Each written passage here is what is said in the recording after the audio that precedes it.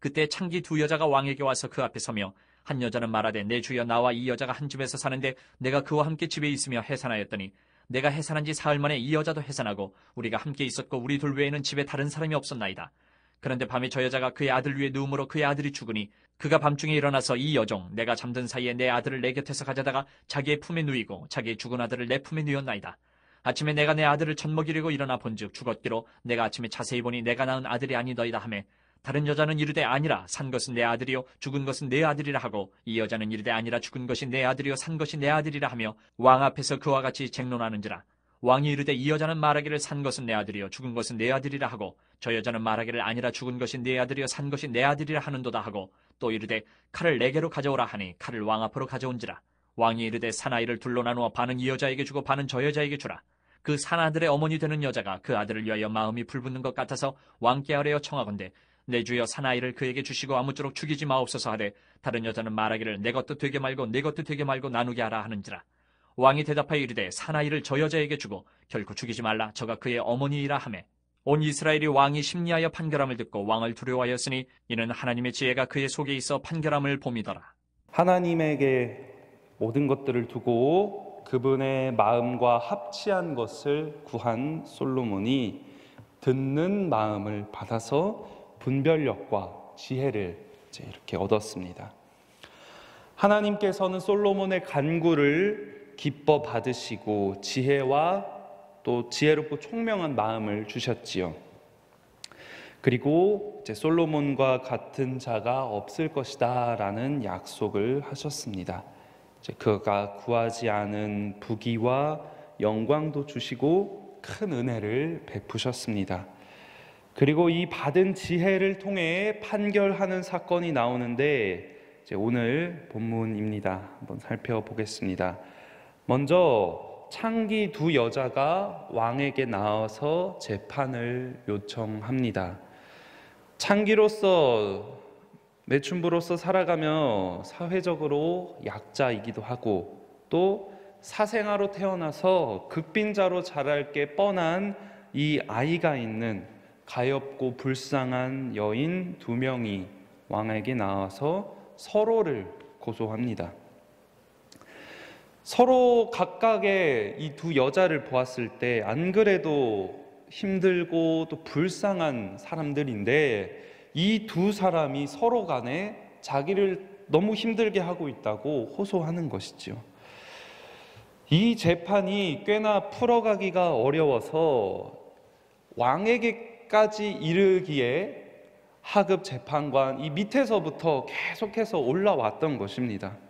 그리고 나서 이제 마지막으로 지금 최고의 재판관이 되는 왕에게 이 사건이 올라온 것입니다. 이 솔로몬이 왕으로서 재판을 어떻게 하느냐를 보여주는 거에 모든 귀추가 주목되었을 것입니다. 다시 말하면은 솔로몬이 왕이 되고 나서 이 왕의 권위가 제대로 세워지냐 마냐 첫 데뷔전을 치르는 이 시간이 찾아온 것이죠. 만약에 아주 잘못된 판결을 내리게 된다면 이 왕에게 있어서 치명적인 타격이 될 것입니다. 하나님의 대리 통치자가 그런 실수를 하면은 백성들이 아주 실망하게 되겠죠. 17절 이렇게 시작합니다. 내 주여 나와 이 여자가 한 집에 사는데 한 집에 이 여자 둘이 잘 살고 있었습니다. 서로 아이를 임신하고 사흘간의 시간차를 두고 해산하였습니다. 그리고 각자 자신의 아기를 잘 키우면서 지내던 중에 밤에 한 여인이 자신의 아들 위에 누워가지고 자서 아이를 질식사시키는 사고를 냈습니다. 그리고 저 여자가 내가 잠든 사이에 내 아들을 곁에서 가져다 자기 아들처럼 하고 저 여자의 죽은 아이를 나랑 바꿔치기 했다, 이렇게 지금 주장을 하고 있는 것이죠. 다음 날 아침 내가 자신이 내 아이의 젖을 먹이려고 보니까 죽어 있었다. 깜짝 놀랐습니다. 경악할 일이었습니다. 그런데 자세히 보니 내 아이가 아니었기 때문에 부모는 자식을 알아본다는 이 누구나도 아는 사실에 근거하여 자신의 주장을 지금 펼치고 있는 것입니다. 자기의 막 이런 얘기를 하다가 다른 여자가요 끼어듭니다. 아니라고 합니다. 살아있는 아이가 바로 내 아이라고 주장합니다. 서로 쟁론하게 됩니다. 아무런 증인도 증거도 없는 이 상태에서 분위기는 아주 격양되고 혼란함만이 이 재판정을 가득 채우고 있었습니다. 뾰족한 수도 없지요. 그리고 실수하면은 왕에게도 치명적인 타격이 될 것입니다. 그러니까 재판하는 사람에게도 기스가 나는 것이지요. 누가 여기에서 당신이 어머니입니다, 당신이 어머니입니다 하고 싶겠습니까? 그야말로 진퇴양난의 상황이 펼쳐진 것입니다. 가능하다면 이 판결을 무르고 싶고 남에게 이양하고 싶을 것입니다. 두 여인의 증언을 듣고서 증인도 없습니다. 그 누구에게 아이를 주어도 반드시 한 여인은 끝까지 자신의 억울함을 호소하고 왕의 판결에 동의하지 않을 수 있습니다. 과연 어떻게 해야 하나? 진짜 어머니에게 어떻게 하면 아이를 안겨줄 수 있을까? 사실 이 고민도 고민이겠지만 그보다 왕으로서 이 위기를 어떻게 넘길 수 있을까? 하나님의 대리 통치자인 이스라엘의 왕의 권위가 어떻게 하면 실추되지 않고 세워질 수 있을까 하는 마음이 많이 들었을 것 같습니다. 솔로몬이 이제 판결을 시작합니다. 24절에 칼을 내게로 가져오라. 그러자 칼잡이가 왕 앞으로 나왔습니다. 그리고 산 아이를 둘로 나누어 반쪽씩 나눠주라고 명령하지요. 그러자 진짜 아이의 어머니가 마음이 불에 붙는 것 같아 또 뜨겁고 타오르는 모성애로 이 말도 안 되는 판결 결과를 멈추게 하지요. 진짜 엄마를 찾습니다. 솔로몬은 명쾌한 판결을 내리지요. 이 소식이 온 이스라엘에 퍼집니다. 백성들이 왕을 두려워합니다. 진정으로 존경하게 되었다는 것이지요. 솔로몬의 왕권이 인정받게 됩니다. 왕에게 자발적으로 복종하는 백성들이 되었습니다. 왕에게 하나님의 지혜가 있다는 것을 알게 되었습니다. 오늘 이 본문은 가장 이 재판에 있어서 중요한 증거가 없는, 증인이 없는 재판입니다. 따라서 세상의 방법으로 어떤 판례를 참고하여서 해결할 수가 없는 문제였습니다. 솔로몬은 다른 방법으로 이 문제를 돌파해냈지요. 백성들은 이 재판이 어떤 판결 결과가 나올지, 다시 말하면 A가 침모였다, B가 침모였다, 결과가 어떻게 나올지 궁금해했을 것입니다.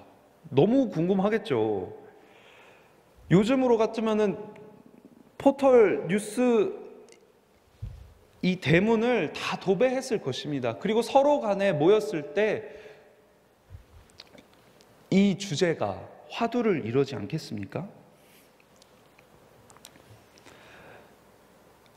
세상의 법정에서와 같이 판결을 내리면 반드시 반대쪽에서는 왕에게 불만을 가지거나 또 반대 의견이 아직 남아있는 의구심이 터져나올 사안이었던 게 분명합니다. 우리 삶에 찾아오는 문제도 이와 같습니다. 도저히 세상의 방법과 지혜로는 좀 명확하게 해결할 수 없고 또 막연하고 답답하고 진퇴양난에 빠질 듯한 그러한 문제들이 찾아온다는 것이지요. 내가 어떻게 해야 될 게 명확하게 보이지 않고 뭘 해야 될지도 모르겠고 이거를 선택하자니 이게 맞는 건지도, 우리가 갈등하고 오랫동안 묵혀왔던 고민거리들 두고두고 생각만 하면 한숨만 나오는, 기도가 막히는 그런 어려움이 찾아온다는 것이지요. 그렇다면 어떻게 그 문제를 해결해야 한다는 말입니까?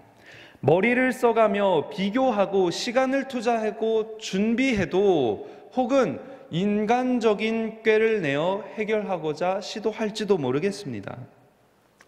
우리 인생의 진로 문제, 또 자녀들 문제, 우리 가정 문제, 거취를 어떻게 할 것인지, 받은 내가 가지고 있는 물질을 어떻게 활용할 것인지, 나에게 주어진 자리와 직책에서 어떻게 내가 포지션을 잡고 어떻게 내가 해야 되는지, 그렇게 하면서 또 좋은 평가도 받을 수 있는지 또 많은 고민들이 있습니다. 그러나 이 고민들은 사실 결국 우리가 하는 이 선택들에 있어서 실수하거나 잘못된 결정을 내리고 싶지 않아서, 손해보거나 비판을 받고 싶지 않아서, 마음 상하고 싶지 않아서 고민을 더욱더 하게 되는 것일지도 모릅니다. 이와 같은 맥락에서 솔로몬은요, 오늘 진짜 어머니를 드러내게 하고 또 이 문제를 속 시원하게 해결하고 싶었을 것입니다. 그 비결은 어디에 있었습니까? 좋은 판례를 가져와서 보는 것도 아니었습니다. 왕의 권위를 활용해서 찍소리 못하게 하는 것도 아니었습니다. 둘이서 잘 합의를 보고 둘 다 만족시킬 만한 접점을 찾는 데서 이 전략을 활용한 것도 아니지요. 하나님에게 듣는 마음을 구하고 분별함과 지혜를 얻은 것, 거기에 열쇠가 있었습니다. 하나님께서 주신 선물로 인해 이 어려움을 돌파할 수 있었습니다. 지혜를 받는 꿈을 꾸고 감사의 제사를 드린 솔로몬이 이제 이후 재판에서 얻은 이 상황 가운데에서 지혜롭고 총명한 마음의 열매를 맺을 수 있었습니다. 왕이 되어가지고 처음으로 맞는 이 위기의 상황 가운데 사실 솔로몬은 이러한 상황을 염두에 두고 그 꿈 가운데에서 하나님에게 듣는 마음을 구했을 것입니다. 그 누구도 지혜로운 판결을 하기 어려운 이 상황을 생각하며 하나님께서 자신에게 주었던 이 지혜를 통해서 그 어려움을 극복할 수 있기를 그때부터 준비해 왔다는 것이지요. 우리 삶 가운데에도요, 이와 같이 하나님의 지혜만이 열쇠인 경우가, 답인 경우가 있습니다. 가정과 공동체 가운데 문제가 생기고 이러자니 저쪽이 아쉽고 저러자니 이쪽에서 아쉬운 소리가 나오고 도대체 나보고 어쩌란 말이야. 그리고 모든 사람의 이목이 나에게 집중되어 있을 때, 그럴 때 싶을 때 우리 인생에서 내 역량으로는 도저히 내가 해결할 수 없는 버거운 문제가 도사리고 있을 때, 내 노력이 아무 소용이 없어 보일 때 우리가 구할 것은 하나님의 지혜라는 것이지요. 하나님의 지혜로 해결하는 방법은 솔로몬이 보여준 것처럼 세상의 관점으로는 이해할 수 없는 방법이 될 수도 있습니다. 말씀에 더욱더 집중하고 하나님을 예배하며 기도의 자리를 지키는 것이 세상의 관점에선 이해할 수 없는 방법이 되겠지요. 그러나 그것이 곧 열쇠가 될 것입니다. 하나님의 마음을 헤아리고 하나님의 말씀대로 판단하고 결정하는 것, 나의 시간과 에너지를 하나님을 위해서 사용하는 것, 나의 재정을 하나님께 드리는 것, 헌신하는 것, 그때에 내가 해결하지 못한 인생의 문제를 하나님의 지혜로 바라볼 수 있게 될 것이고 문제 해결의 열쇠를 얻을 수 있게 될 것입니다. 세상의 지혜와 방법은요, 반드시 한계가 찾아옵니다. 세상의 지혜와 방법은요, 반드시 어느 것에서 막히게 됩니다. 눈에 보이는 방법이 아닌 보이지 않는 하나님의 지혜로 문제를 돌파할 수 있는 영적인 안목을, 영적인 분별력을 달라고 이 시간 기도하는 아침 되기를 소원합니다.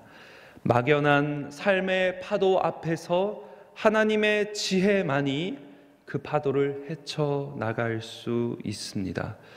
솔로몬이 구한 것처럼 듣는 마음, 분별력과 지혜를 우리도 구하여서 우리 삶 가운데 찾아오는 막연한 문제, 진퇴양난의 상황 가운데에서 하나님의 관점으로, 하나님의 마음으로 그 상황을 보고 그 상황 가운데에서 하나님의 지혜만을 간직하며 그 상황을 승리로 이끌어가는 우리 하나님 따라가시는 우리 성도 여러분들 다 되시기를 주님의 이름으로 소원합니다.